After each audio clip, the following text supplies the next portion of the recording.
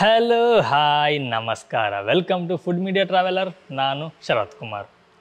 ಸ್ನೇಹಿತರೆ, fast food ಅಂದರೆ ಯಾರಿಗಿಷ್ಟ ಇಲ್ಲ ಹೇಳಿ? ಪ್ರತಿನಿತ್ಯ ಸಂಜೆ ಏನಾದರೂ ಒಂದು ಫಾಸ್ಟ್ ಫುಡ್ ತಿನ್ನಬೇಕು ಅಂತ ಹೇಳಿ ಹೊರಗೆ ಹೋಗಿ ಫಾಸ್ಟ್ ಫುಡ್ ಸೆಂಟ್ರಲ್ಲಿ ಫಾಸ್ಟ್ ಫುಡ್ನ ತಿಂತೀರಿ. ಈ ಫಾಸ್ಟ್ ಫುಡ್ಡಲ್ಲಿ ಮಾಡುವಂತಹ ಆಹಾರ ಪದಾರ್ಥಗಳು ಗುಣಮಟ್ಟ ಎಷ್ಟು ಚೆನ್ನಾಗಿರುತ್ತೆ ಅನ್ನೋದು ಯಾರಿಗೂ ಗೊತ್ತಿಲ್ಲ. ಆದರೆ ಬಾಯಿಗೆ ತುಂಬ ರುಚಿ ಸಿಗುತ್ತೆ ಅಂತ ಹೇಳಿ ತಿಂತೀರಿ. ದುಡ್ಡು ಕೊಟ್ಟು ಆರೋಗ್ಯನ ನೀವೇ ನಿಮ್ಮ ಕೈಯಾರೆ ಕೆಡಿಸ್ಕೊಳ್ತೀರಿ. ಇದೇ ಫಾಸ್ಟ್ ಫುಡ್ಡನ್ನು ನಾವು ಮನೇಲಿ ಮಾಡಿ ತಿನ್ಬೋದು, ಆದರೆ ಅದಕ್ಕೆ ಬೇಕಾದಂಥ ರುಚಿ ಸಿಗೋದಿಲ್ಲ. ನಾವೇನು ಹೊರಗೆ ತಿಂತೀವೋ ಆ ರುಚಿ ಇರೋದಿಲ್ಲ. ಅದೇ ರೀತಿ ರುಚಿ ನಾವು ಮನೆಯಲ್ಲಿ ತರಬೇಕಂದ್ರೆ ಏನು ಮಾಡಬೇಕು? ಇದಕ್ಕೆ ಕೆಲವೊಂದು ಐಟಮ್ಗಳು ಬೇಕಾಗತ್ತೆ. ಅದರಲ್ಲಿ ಈ ಸಾಸ್ ಕೂಡ ಒಂದು. ಹೆಚ್ಚಾಗಿ ಫಾಸ್ಟ್ ಫುಡ್ಡಲ್ಲಿ ಉಪಯೋಗ ಮಾಡುವಂಥದ್ದೇ ಚಿಲ್ಲಿ ಸಾಸ್ ಮತ್ತು ಟೊಮೆಟೊ ಸಾಸ್. ನಾವಿವತ್ತು ಮನೆಯಲ್ಲಿ ರಾಸಾಯನಿಕ ಮುಕ್ತವಾಗಿ ತುಂಬ ಈಸಿಯಾಗಿ ಹಾಗೆ ತುಂಬ ರುಚಿಯಾಗಿ ಮಾಡುವಂತಹ ರೆಡ್ ಚಿಲ್ಲಿ ಸಾಸ್ ಮತ್ತು ಟೊಮೆಟೊ ಸಾಸು ಒಟ್ಟಿಗೆ ಒಂದರಲ್ಲೇ ಮಾಡೋದು ಹೇಗೆ ಅಂತ ತೋರಿಸ್ಕೊಡ್ತಿದ್ದೀವಿ. ಅದಕ್ಕಿಂತ ಮುಂಚೆ ನೀವು ನಮ್ಮ ಚಾನಲ್ಗೆ ಹೊಸಬರಾಗಿದ್ದರೆ ದಯವಿಟ್ಟು ಸಬ್ಸ್ಕ್ರೈಬ್ ಮಾಡ್ಕೊಳ್ಳಿ. ಹಾಗೆ ಪಕ್ಕದ ಬೆಲ್ ಐಕನ್ನ ಕ್ಲಿಕ್ ಮಾಡಿ ಆಲ್ ಆಪ್ಷನ್ನ ಸೆಲೆಕ್ಟ್ ಮಾಡ್ಕೊಳ್ಳಿ. ನಮ್ಮ ಇದೇ ರೀತಿ ಪ್ರತಿಯೊಂದು ವೀಡಿಯೋಗಳ ನೋಟಿಫಿಕೇಶನ್ ಪಡಿಬೋದು. ಹಾಗೆ ವಿಡಿಯೋನ ಮಿಸ್ ಮಾಡಿದೆ ಮೊಟ್ಟ ಮೊದಲು ನೀವು ನೋಡ್ಬೋದು. ಸ್ನೇಹಿತರೆ, ನಾವು ಈ ರೆಡ್ ಚಿಲ್ಲಿ ಸಾಸ್ ಆಗಲಿ ಅಥವಾ ಟೊಮೆಟೊ ಸಾಸ್ ಆಗಲಿ ಅಂಗಡಿಯಿಂದ ತರ್ತೀವಿ. ಇದಕ್ಕೆ ತುಂಬಾ ಪ್ರಿಸರ್ವೇಟಿವ್ಸ್ಗಳು ಹಾಕಿರ್ತಾರೆ. ಹಾಗೆಯೇ ಮಾಡುವಂತಹ ರೀತಿ ಸಹ ನಮಗೆ ಗೊತ್ತಿರೋದಿಲ್ಲ. ಅದೇ ಸಾಸನ್ನು ನಾವು ಮನೆಯಲ್ಲಿ ತುಂಬ ಈಸಿಯಾಗಿ ರುಚಿಯಾಗಿ ಮಾಡಿದರೆ ಒಂದು ಒಳ್ಳೆಯ ರುಚಿ ಸಹ ಸಿಗುತ್ತೆ, ಹಾಗೆ ನಮ್ಮ ಆರೋಗ್ಯವನ್ನು ಸಹ ಕಾಪಾಡುತ್ತೆ. ನಾವು ಹೊರಗಡೆ ದುಡ್ಡು ಖರ್ಚು ಮಾಡೋದಲ್ಲದೆ ಆರೋಗ್ಯನ ಸಹ ಕೆಡಿಸ್ಕೊಳ್ತೀವಿ. ಅದನ್ನೇ ಸ್ವಲ್ಪ ಎಫರ್ಟ್ ಹಾಕಿ ಮನೆಯಲ್ಲೇ ಮಾಡಿ ರುಚಿಯಾಗಿ ಮನೆಯವರೆಲ್ಲ ಕೂತು ಸಂತೃಪ್ತಿಯಿಂದ ನೆಮ್ಮದಿಯಿಂದ ತಿನ್ಬೋದು. ನೀವು ಹೆಚ್ಚಾಗಿ ಕೇಳಿರ್ತೀರಿ, ಫುಡ್ ಪಾಯ್ಸನ್ ಆಯಿತು, ಅದನ್ನು ಹೊಟ್ಟೆ ನೋವು ಬಂತು ಅಥವಾ ವಾಮಿಟ್ ಆಯಿತು, ಬೇದಿ ಆಯಿತು ಅಂತೇಳಿ. ಇದಕ್ಕೆಲ್ಲ ಫಾಸ್ಟ್ ಫುಡ್ಡಲ್ಲಿ ಉಪಯೋಗ ಮಾಡುವಂಥ ಕೆಲವೊಂದು ಇಂಗ್ರೀಡಿಯೆಂಟ್ಸ್ಗಳು, ಎಣ್ಣೆ ಆಗಿರಲಿ, ಅವ್ರು ಯೂಸ್ ಮಾಡುವಂಥ ಟೊಮೆಟೊ ಸಾಸ್ಗಳಾಗಿರಲಿ, ರೆಡ್ ಚಿಲ್ಲಿ ಸಾಸ್ಗಳಾಗಿರಲಿ, ಅಥವಾ ಟೇಸ್ಟಿಂಗ್ ಪೌಡರ್, ತುಂಬ ಎಫೆಕ್ಟ್ ಮಾಡುವಂಥದ್ದು ಟೇಸ್ಟಿಂಗ್ ಪೌಡರ್. ಪ್ರತಿಯೊಂದು ಆಹಾರ ಪದಾರ್ಥಗಳು ರುಚಿ ಬರಲಿ, ತಮ್ಮ ಬ್ರ್ಯಾಂಡ್ ಇಂಪ್ರೂವ್ ಆಗಲಿ ಅಂತ ಹೇಳಿ ಈ ಟೇಸ್ಟಿಂಗ್ ಪೌಡರ್ನ ಹಾಕ್ತಾರೆ. ಈ ಟೇಸ್ಟಿಂಗ್ ಪೌಡರಿಂದ ನಮ್ಮ ಆರೋಗ್ಯಕ್ಕೆ ತುಂಬಾ ಆರೋಗ್ಯ ಸಮಸ್ಯೆಗಳನ್ನ ಉಂಟು ಮಾಡುತ್ತೆ. ಹಾಗಿದ್ರೆ ಇನ್ಯಾಕೆ ತಡ, ಬನ್ನಿ ನಾವಿವತ್ತು ರೆಡ್ ಚಿಲ್ಲಿ ಸಾಸ್ ಮತ್ತು ಟೊಮೆಟೊ ಸಾಸನ್ನು ಮನೆಯಲ್ಲಿ ಹೇಗೆ ಮಾಡ್ಬೋದು, ಅದು ಕೂಡ 2 in 1 ಆಗಿ ಮಾಡೋದನ್ನ ತಿಳಿಸ್ಕೊಡ್ತೀವಿ. ಬನ್ನಿ ನಾವು ಅಡುಗೆ ಮನೆಗೆ ಹೋಗಿ ಸಾಸ್ ಮಾಡೋದು ಹೇಗೆ ಅಂತ ನೋಡ್ಕೊಂಬರೋಣ. ಸ್ನೇಹಿತರೆ, ನಾವು ಈಸಿಯಾಗಿ ಮನೆಯಲ್ಲಿ ಟೊಮೆಟೊ ಚಿಲ್ಲಿ ಸಾಸ್ ಮಾಡಲಿಕ್ಕೆ ನಾವೊಂದು ಪಾತ್ರೆ ತೊಗೊಂಡಿದ್ದೇವೆ. ಆ ಪಾತ್ರೆಗೆ ನೀರನ್ನು ಹಾಕೋಬೇಕು. ಸುಮಾರು 2 ರಿಂದ 3 ಲೋಟದಷ್ಟು ನೀರನ್ನು ತೊಗೋಬೇಕಾಗತ್ತೆ. ಟೊಮೆಟೊ ಹಾಕಿದಾಗ ಕ್ಲೀನಾಗಿ ಟೊಮೆಟೊ ಮುಳುಗಬೇಕು. ನಾವಿಲ್ಲಿ 3 ಟೊಮೆಟೊನ ತೊಗೊಂಡಿದ್ದೇವೆ. ಈ 3 ಟೊಮೆಟೊನ 4 ಭಾಗಗಳಾಗಿ ಕಟ್ ಮಾಡ್ಕೋಬೇಕಾಗತ್ತೆ. ಪ್ರತಿ ಸಲ ಹಾಗೆ ಟೊಮೆಟೊ ಕಟ್ ಮಾಡುವಾಗ ಅದರಲ್ಲಿ ಹುಳ ಇದೆಯೋ ಇಲ್ಲವೋ ಅನ್ನೋದನ್ನ ಚೆಕ್ ಮಾಡ್ಕೊಳ್ಳಿ. ಇತ್ತೀಚೆಗೆ ಟೊಮೆಟೊಗಳಲ್ಲಿ ತುಂಬ ಹುಳ ಆಗುವಂಥದ್ದು ಸರ್ವೇಸಾಮಾನ್ಯವಾಗಿದೆ. ಹಾಗಾಗಿ ಸ್ವಲ್ಪ ಚೆಕ್ ಮಾಡಿ ಹಾಕೋದು ಉತ್ತಮ.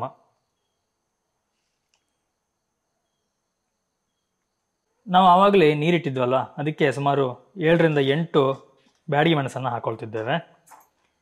ಇದ್ರ ಜೊತೆಗೇನೆ ನಾವು ಆಲ್ರೆಡಿ ಕಟ್ ಮಾಡಿಟ್ಟಂತಹ ಟೊಮೆಟೊವನ್ನು ಸಹ ಹಾಕೊಳ್ತಿದ್ದೇವೆ.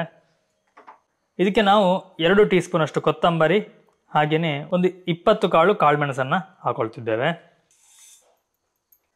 ಇದನ್ನೊಮ್ಮೆ ಕ್ಲೀನಾಗಿ ಮಿಕ್ಸ್ ಮಾಡಿ, ಇಲ್ಲಂತಂದರೆ ಮೇಲೆ ಉಳಿದು ಬಿಡುತ್ತೆ. ಕ್ಲೀನಾಗಿ ನೀರಿಗೆ ಸೇರಿಸಿ ಇದನ್ನು ನಾವೀಗ ಚೆನ್ನಾಗಿ ಕುದಿಸಬೇಕು. ನಾವು ಇದನ್ನೀಗ ಮುಚ್ಚಿ ಬೇಯಲಿಕ್ಕೆ ಬಿಡೋಣ. A few moments later. ಸ್ನೇಹಿತರೆ, ಈಗ ಇದು ಬೆಂದಿದೆ ಅಂತ ನೋಡೋಣ. ನೋಡಿ, ತುಂಬ ಚೆನ್ನಾಗಿ ಬೆಂದಿದೆ ಅಲ್ವಾ? ಬೆಂದಿದಲ್ಲ? ಓಕೆ, ತುಂಬ ಚೆನ್ನಾಗಿ ಬೆಂದಿದೆ. ಇನ್ನೀಗ ನಾವು ಗ್ಯಾಸ್ ಆಫ್ ಮಾಡುವ. ಸ್ನೇಹಿತರೆ, ಇದೀಗ ನಮಗೆ ತಣ್ಣಗಾಗಬೇಕು. ಯಾಕಂದರೆ ಇದನ್ನು ನಾವೀಗ ರುಬ್ಕೊಳ್ಳಿಕ್ಕಿದೆ. ಅದಕ್ಕೋಸ್ಕರ ಬೇರೆ ಒಂದು ತಟ್ಟೆಗೆ ಹಾಕಿ ಸ್ವಲ್ಪ ತಣ್ಣಗಾಗಲಿಕ್ಕೆ ಬಿಡೋಣ. ಹಾಗೆಯೇ ಇದರಲ್ಲಿರುವಂಥ ನೀರನ್ನು ಸಹ ನಾವು ವೇಸ್ಟ್ ಮಾಡಬಾರ್ದು. ಇದನ್ನು ಸಹ ನಾವು ಯೂಸ್ ಮಾಡಬೇಕು. ಯಾಕಂದರೆ ಇದರಲ್ಲಿ ಟೊಮೆಟೊ ಹಾಗೆ ಉಳಿದ ಮಸಾಲದೆಲ್ಲ ಅಂಶ ಇದರಲ್ಲಿದೆ. ಹಾಗೆ ಇದನ್ನು ನಾವು ವೇಸ್ಟ್ ಮಾಡಬಾರ್ದು. ನಾವು ಮೆಣಸನ್ನು ಬೇಯಿಸೋ ಮುಂಚೆ ಕ್ಲೀನಾಗಿ ತೊಳ್ಕೊಂಡಿದ್ವಿ. ನೀವು ಸಹ ತೊಳೆದು ಹಾಕಿ, ಆಗ ಈ ನೀರನ್ನು ನಾವು ಚೆಲ್ಲಬೇಕಾಗಿಲ್ಲ. ಇದನ್ನು ಯೂಸ್ ಮಾಡ್ಕೋಬಹುದು. ಇದೀಗ ತಣ್ಣಗಾಗಿದೆ. ಇದನ್ನು ನಾವು ಮಿಕ್ಸಿಗೆ ಹಾಕಿ ಕ್ಲೀನಾಗಿ ರುಬ್ಕೋಬೇಕು. ನಾವು ಅದರಲ್ಲಿರುವಂಥ ನೀರನ್ನು ಸಹ ಇದಕ್ಕೆ ಹಾಕೊಳ್ತಿದ್ವಿ. ನೋಡಿ ಸ್ನೇಹಿತರೆ, ನಾವಿದಕ್ಕೆ ನೀರು ಹಾಕೊಳ್ಳಿಲ್ಲ. ಆವಾಗ ನಾವು ಏನು ನಿಮ್ಮ ನೀರು ತೋರಿಸಿದ್ವಿ ಅಷ್ಟೇ ಎಷ್ಟು ನೀರಿದೆ, ಮತ್ತು ನಾವು ಎಷ್ಟೋ ನೀರನ್ನು ಹಾಕೊಳ್ಳಿಲ್ಲ. ಇದನ್ನೀಗ ರುಬ್ಕೊಳ್ಳೋಣ. ನೋಡಿ, ನಾವು ಇದನ್ನೀಗ ರುಬ್ಕೊಂಡ್ವಿ. ಇದಕ್ಕೆ ನಾವು ಸ್ವಲ್ಪ ನೀರನ್ನು ಹಾಕೋಬೇಕು. ನಾವು ಈ ಚಮಚದಲ್ಲಿ 1.5 ಚಮಚದಷ್ಟು ನೀರನ್ನು ಹಾಕ್ಕೊಂಡಿದ್ದೀವಿ. ಆ್ಯಕ್ಚುಲಿ ಇದು ಚಮಚ ಅಲ್ಲ, ನಾವು ಸಾರು ಹಾಕುವಂಥ ಒಂದು ಸೌಟು. ಈಗ ಇದನ್ನು ಇನ್ನೊಮ್ಮೆ ಚೆನ್ನಾಗಿ ರುಬ್ಕೊಳ್ಳೋಣ. ನಾವೀಗ ಇದನ್ನು ಸಂಪೂರ್ಣವಾಗಿ ರುಬ್ಬಿ ಆಗಿದೆ ನೋಡಿ, ಇಷ್ಟು ನೈಸಾಗಿ ನಾವು ರುಬ್ಕೊಂಡಿದ್ದೇವೆ. ನೀವು ಸಹ ಎಷ್ಟು ಸಾಧ್ಯನೋ ಅಷ್ಟು ನೈಸಾಗಿ ರುಬ್ಕೊಳ್ಳಿ. ನಾವೀಗ ಇನ್ನೊಂದು ಪಾತ್ರೆ ಇಟ್ಕೊಂಡಿದ್ದೇವೆ. ಇದಕ್ಕೆ 2 ಸ್ಪೂನಷ್ಟು ತೆಂಗಿನೆಣ್ಣೆಯನ್ನು ಹಾಕ್ಕೊಳ್ತಿದ್ದೇವೆ. ನಾವು ಯಾಕೆ ಇದನ್ನು ಇಟ್ಕೊಂಡಿದ್ದೀವಿ ಅಂತಂದರೆ, ನಾವು ರೆಡಿ ಮಾಡಿರುವಂತಹ ಸಾಸನ್ನು ಈಗ ಚೆನ್ನಾಗಿ ಬಿಸಿ ಮಾಡಬೇಕು. ನಾವು ಇದನ್ನು ಬಿಸಿ ಮಾಡಿ ಇಡೋದ್ರಿಂದ ಬೇಗ ಹಾಳಾಗೋದಿಲ್ಲ. ಅದಕ್ಕೋಸ್ಕರವಾಗಿ ನಾವು ಇದನ್ನು ಬಿಸಿ ಮಾಡಿ ಇಡಬೇಕು. ನಾವಿದನ್ನು ಲೋ ಫ್ಲೇಮಲ್ಲಿಟ್ಟೇ ಬಿಸಿ ಮಾಡಬೇಕು. ಲೋ ಫ್ಲೇಮಲ್ಲಿಟ್ಟು ಬಿಸಿ ಮಾಡೋದ್ರಿಂದ ಬೇಗ ತಳ ಹಿಡಿಯೋದಿಲ್ಲ.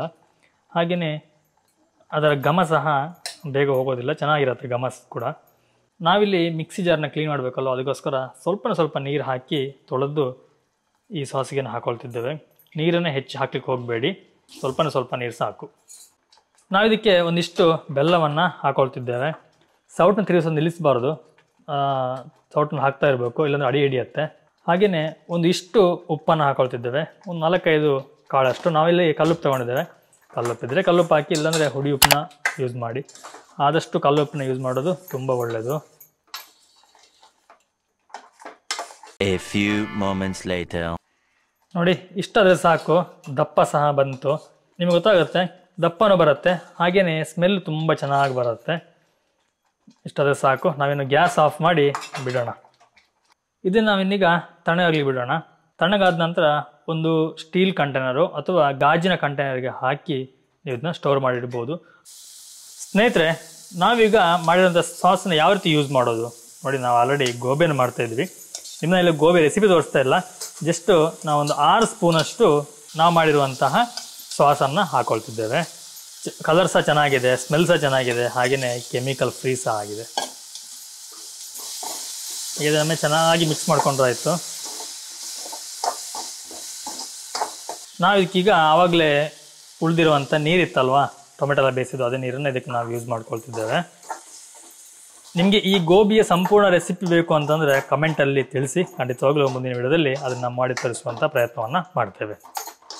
ಇದಕ್ಕೀಗ ನಾವು ಫ್ರೈ ಮಾಡಿಟ್ಟಂಥ ಗೋಬಿಯನ್ನು ಹಾಕ್ಕೊಳ್ತಿದ್ದೇವೆ.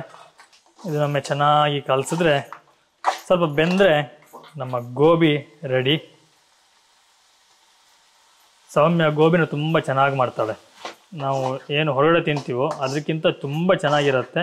ಹಾಗೆಯೇ ನಾವು ಮನೇಲಿ ಮಾಡೋದ್ರಿಂದ ಕೆಮಿಕಲ್ ಇರೋದಿಲ್ಲ, ತುಂಬ ಟೇಸ್ಟಿಯಾಗಿ, ಸ್ವಲ್ಪ ಜ್ಯೂಸಿಯಾಗಿ ಇರುತ್ತೆ ನೋಡಿ. ಈ ರೀತಿಯಾಗಿ ಇನ್ನು ಇದು 100% ರೆಡಿ ಆಗಲಿಲ್ಲ, ಫುಲ್ ರೆಡಿ ಆಗಬೇಕು. ಸ್ನೇಹಿತರೆ, ಈ ರೆಡ್ ಚಿಲ್ಲಿ ಸಾಸ್ ಮತ್ತು ಟೊಮೆಟೊ ಸಾಸ್ ಮಾಡೋದು ಹೇಗೆ ಅಂತ ನೋಡ್ಕೊಂಬಂದ್ರಿ. ತುಂಬ ಈಸಿಯಾಗಿ ಮಾಡುವಂಥದ್ದು. ಹಾಗೇನು ಇದನ್ನು ಶೇಖರಣೆ ಸಹ ಮಾಡಿ ಇಡಬಹುದು. ನೀವು ನಾವು ತೋರಿಸಿರುವಂಥ ಮೆಥಡಲ್ಲಿ ಕ್ಲೀನಾಗಿ ಮಾಡಿದ್ರೆ ಸುಮಾರು 1-2 ವಾರಗಳ ಕಾಲ ಇದನ್ನು ನೀವು ಇಡ್ಬೋದು. ಯಾವುದೇ ರೀತಿ ಕೆಟ್ಟು ಹೋಗೋದಿಲ್ಲ. ಬೇಕನ್ಸಿದಾಗ ರುಚಿಯಾಗಿ ಮಾಡಿ ತಿನ್ಬೋದು. ಇಲ್ಲ ಅಂತಂದರೆ ನಿಮಗೆ ಇನ್ಸ್ಟೆಂಟಾಗಿ ಬೇಕು ಅಂತಂದರೆ ಅದನ್ನು ಕುದಿಸುವಂತಹ ಪ್ರಮೇಯ ಇಲ್ಲ. ನೀವು ಡೈರೆಕ್ಟಾಗಿ ಸಾಸನ್ನು ಹಾಕಿ ನೀವು ಗೋಬಿನೋ ಅಥವಾ ಬೇರೆ ಏನು ಫಾಸ್ಟ್ ಫುಡ್ಡನ್ನು ನೀವು ಮಾಡಬಹುದು. ಈ ಒಂದು ರಾಸಾಯನಿಕ ಮುಕ್ತ ಸಾಸ್ ನಿಮಗೆ ಇಷ್ಟ ಇದೆ ಅಂತ ಅಂದ್ಕೊಳ್ತೀನಿ. ಇಷ್ಟ ಆದರೆ ಒಂದು ಲೈಕ್ ಕೊಡಿ, ಇಷ್ಟ ಆಗಲಿಲ್ಲೋ ಡಿಸ್ಲೈಕ್ ಕೊಟ್ಬಿಡಿ. ಹಾಗೆಯೇ ಈ ವಿಡಿಯೋನ ಆದಷ್ಟು ನಿಮ್ಮ ಫ್ರೆಂಡ್ಸ್, ಫ್ಯಾಮಿಲಿ ಜೊತೆ ಶೇರ್ ಮಾಡಿ. ನೀವು ಮಾಡುವಂಥ ಶೇರ್ ನಮಗೆ ಹೊರದುಂಬಿಸಿದ್ರೆ ನಿಮ್ಮ ಒಂದು ಶೇರು ಎಲ್ಲೋ ಒಂದು 10 ಜನಕ್ಕೆ ತುಂಬಾ ಉಪಯೋಗ ಆಗ್ಬೋದು. ಎನಿವೇ ಸ್ನೇಹಿತರೆ, ನಾನು ನಿಮಗೆ ಮುಂದಿನ ಒಂದು ವಿಡಿಯೋ ಸಿಗ್ತೀನಿ, ಒಂದೊಳ್ಳೆ ರೆಸಿಪಿ ಅಥವಾ ಒಂದೊಳ್ಳೆ ಗಿಡಮೂಲಿಕೆ ಅಥವಾ ಒಂದೊಳ್ಳೆ ಇನ್ಫಾರ್ಮೇಷನ್ ಜೊತೆ. ಥ್ಯಾಂಕ್ ಯು, ಬಾಯ್, ನಮಸ್ಕಾರ.